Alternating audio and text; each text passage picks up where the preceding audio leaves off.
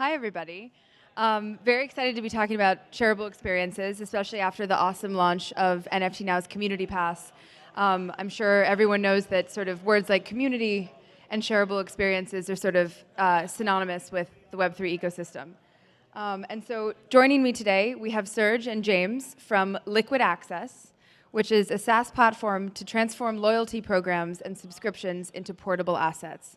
One of the very exciting use cases of what digital ownership can mean for brands.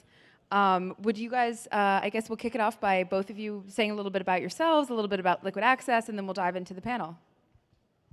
Go ahead.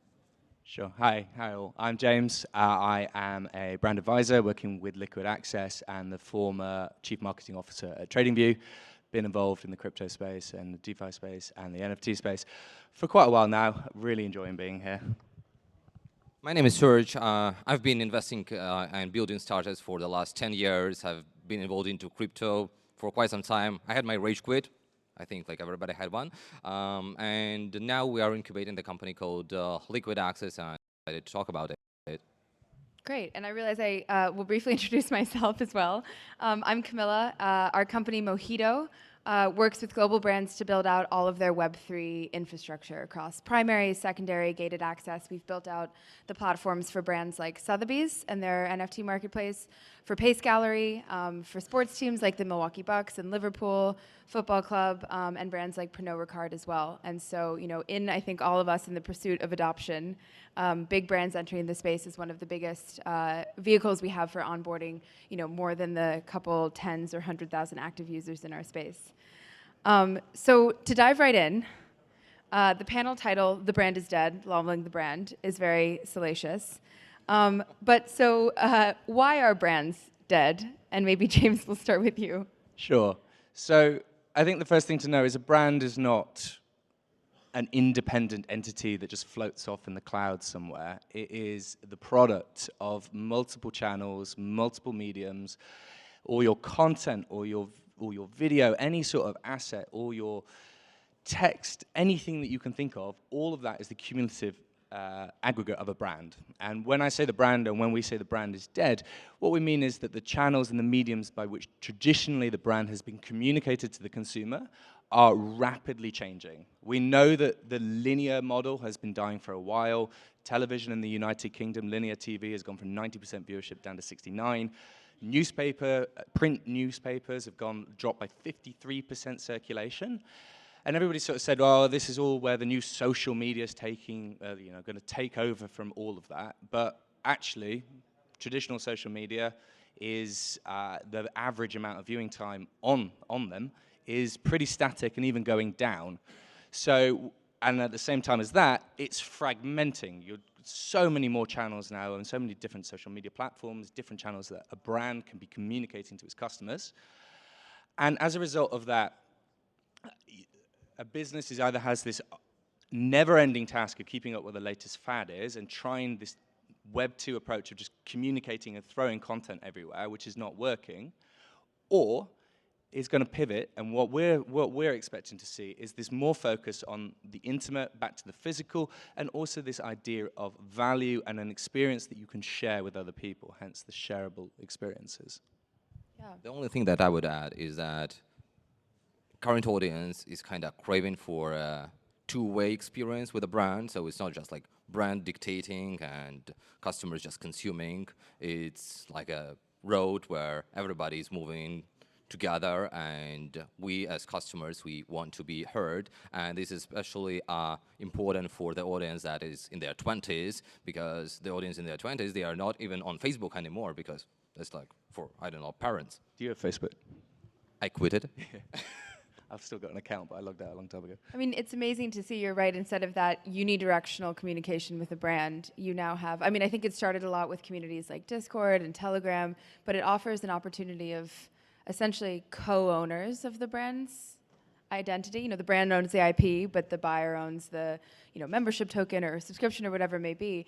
And it's creating this awesome model of like an global affiliate program, essentially, of people that care about the brand or get access to it, and they could talk to each other about the brand without sort of that model, as you're saying. So you mentioned experiences and how this new sort of direct-to-consumer revolution that Web3 offers is about shareable experiences. So what are shareable experiences? Let me pick this question. So I will tell you a story. So there is a hotel I used to go with my family for several Easters, and they sent me a promo code with a 30% discount, which is huge. I asked my wife, let's go there one more time. She was like, you know what? We've been to this tiny island like 3 times already. We have seen like everything.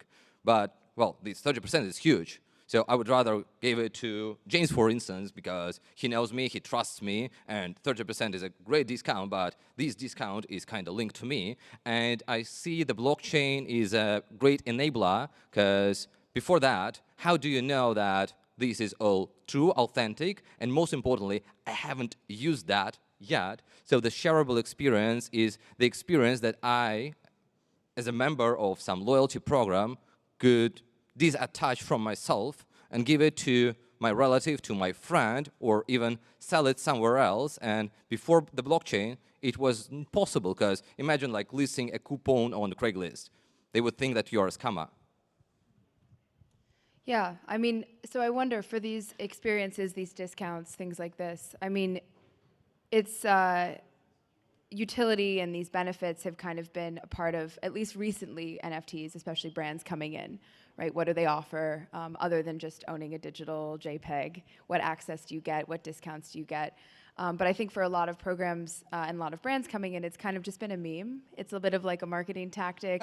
You know, you get a discount. Here's all the great benefits of the sort of couple hundred NFTs that I own. Some of them are for brands. Like, I don't get real value yet, I feel, out of owning that NFT, that membership pass. And so where do you think it's headed? Is this like reinventing loyalty programs? Is it going to get more exciting? It's not reinventing in sort of in the sense of creating something that's absolutely new. It's opening up the flexibility and allowing for a more fluid use of what was loyalty experiences, subscription programs in the past. And this is a really beneficial advantage for the brand as well. If you think that, let's take a publisher, for instance, and just look at subscriptions for a minute. Time Magazine has made 5,000 front covers. 5,000 photographers, they've paid probably quite a lot of money every week. And all of that content just goes to waste. Now, one use case of a shareable experience, a utility-focused shareable experience, subscription-based way that this is going is, well, what happens if, okay, then these become NFTs, the front cover, and you link it in with a platform like Notion, and all of a sudden you're chronicling your life in terms of what the covers were each week. And then you can share that. And then when there are moon landings for the second or third time or whatever time, maybe it'll still just be the first time, who knows by this point. But when that happens, you can share that with your grandchildren. And because it has a physical value and a realness to it that a clipping has, a clipping of a newspaper has, but just a Facebook article does not, you can have this personality of sharing. And so one use case is this idea of taking brands' heritage and using that to fuel the current customer acquisition and retention. But the user benefits. And there's a few more use cases as well. Yeah, well, there are like a few more use cases, and I kind of decided to share like my unorthodox view, but let's keep it. We like to keep it unorthodox. Let's hear it. Okay, lovely. I have a very unorthodox view on what most of the companies are trying to achieve now in Web3, because, okay, it's coming from my background. I've been investing in software as a service business for 10 years, and I kind of know it looks very easy to create a loyalty program because, like, what? It's just a scratch card or refer a friend program. But the devil is in the details, and to nail it, you have to spend millions of bucks and several years, and bucks will not purchase you this time because over time you acquire knowledge of how loyalty program really works. So more often than never, Web3 companies are approaching brands now and they're telling like, you know what guys, we have a brand new shiny loyalty program, come join us. It doesn't really fly because of like multiple reasons, but more often than ever, your loyalty doesn't really work. So my take is that brands should not be abandoning their existing software as a service, but adding an intermediate layer that maps what they already have, what is really working, and what many their customers already have to the Web3. You can just port these assets, and it's easily done when you know how loyalty programs work. But because most of Web3 companies don't know, they kind of, okay, we'll reinvent the wheel, and in my opinion, this is a stupid idea. Sorry for unorthodox view. Yeah, and just to add to that, I think it's really important to focus on this idea that, yes, the brand is benefiting, but the customer is also benefiting as well. Like, any marketers in the room will know that one of the hardest things to do is acquire a new customer. It's way harder than retaining a customer. Now, if that customer is going to churn anyway because as you say, the hotel, you get tired of it, or you just don't want to go to the same restaurant 12 times in a row, maybe 6 times is your limit, then having that customer have something of a tangible value to go to somebody else and go, look, I've got this, it's really great, and I really like this place, that's way less customer acquisition costs. And but at the same time, that customer's having a good deal. They're being able to sell it or pass it on to someone that they like, and at the same time, the new person's having a good deal. So it's a much fairer way of making the ecosystem better for everybody, and that's by giving back these users something that actually has tangible value, and of course, blockchain is powering that. Yeah. One of my favorite thing about like loyalty and subscriptions is that I would almost call it like if brands entering Web3 1.0 was sort of selling some sort of a brand collectible. They took the signal from, I think, a lot of like what was happening in digital art and how that was being revolutionized. It was selling something at upfront cost for potential later value. And I think brands entering Web3 phase 2 is what you guys are essentially building, which is free NFTs, where it's an earnable NFT, or like what Starbucks is building. At its core, Starbucks is giving away free NFTs to their 50 million person global loyalty program, but they're earned. They're earned through interacting with the brand and engaging and everything like loyalty programs often work. But the thing that they get, their level, I think it's their stamps, as they're calling it. It's not open to the public yet. I think it's still in beta. Your stamps you have to earn, and it's sort of gamified. And it exists very much like how their program exists today, like what you were saying, Serge. You know, they're not reinventing the wheel. They have a whole global loyalty team, and it's been around forever and tens of millions of people. But they're introducing a Web3 layer for the ownership piece. And I don't think they intended those to be speculative assets. Of course, now I think there's a couple of them trading for large amounts of money on secondary markets, which is crypto will be crypto sometimes. But it's fascinating because, you know, and then you look at Nike that's sort of rolling out a similar thing, and that's, again, free NFTs, where they're not charging up front, but they're trying to encourage interaction and everything you're saying about, you know, how do you use this tool to engage with the brand in a deeper way and retain your customer? Yeah, I can't agree more with you, because like imagine, like, put yourself in the shoes of a brand and ask yourself, would you like to be your collection just limited to 100 of users? It doesn't really make sense, because the more users I have, the more money as the brand I make. So I want to make my collection limitless. That being said, I want to reward those who kind of stick with my product, so they earn their status and they stay with my product, hopefully. But I kind of feeling very unorthodox today. I don't know, probably I had too much coffee. Yeah. It comes actually, it's not my brainchild, it's an idea of one of the brands we are working with.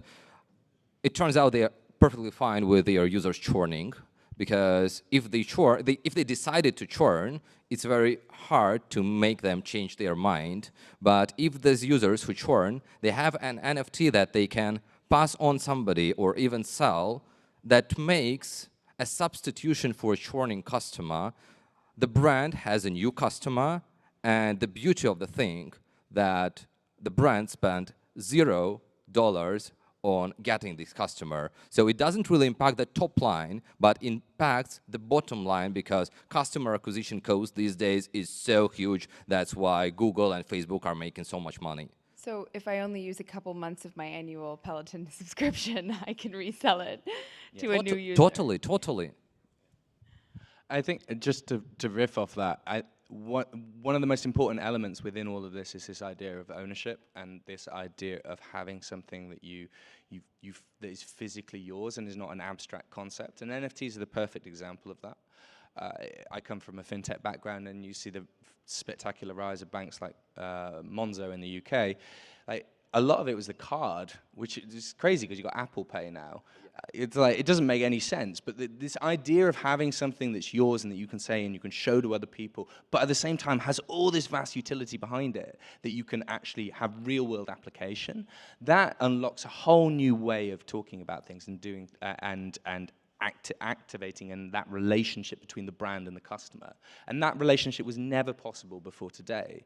And so that's where we think the evolution is going to happen. And I think it's going to be a really big shift change. Great.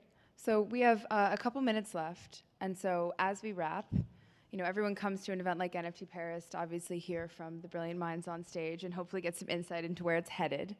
And so forward-looking, if you were to say sort of one prediction that you'll see in terms of brands, loyalty, over the next, say, 2 years, and the more salacious, the better. Like, think big. What is something from a prediction that you think we're going to see for loyalty programs and brands? I think that in Web3. Yeah, I think that brands will ditch the idea of the NFTs we're all used to, and NFTs will actually split into two different directions, because at the end of the day, NFT is just a container that points somewhere else, right? So now brands are trying to play the old narrative of, let's take some very nice piece of art and sell it to the customers as a limited supply.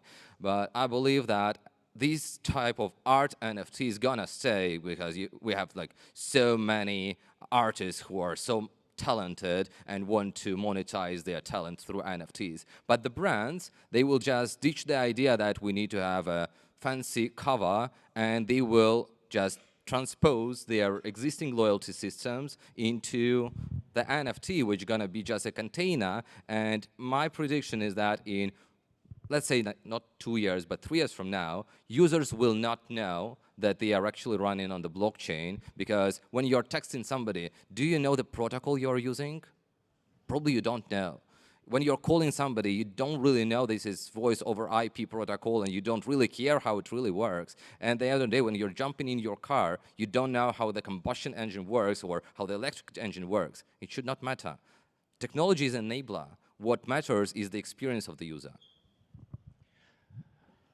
I echo all of that. I would say I would add to it within 2 years. I would predict that one big business, I mean, Starbucks is obviously a very early mover, but I think there'll be one other that will absolutely, all of a sudden people go, I get it now. And it will be wrapped in this idea of not necessarily leading NFT first, because big brands with a lot of traditional reach are still somewhat cautious for the most part, but it will happen. It will become, all of a sudden, just like WhatsApp emerged seemingly overnight, it will happen in the same way for NFTs, and I think that will happen within 2 years. Yeah.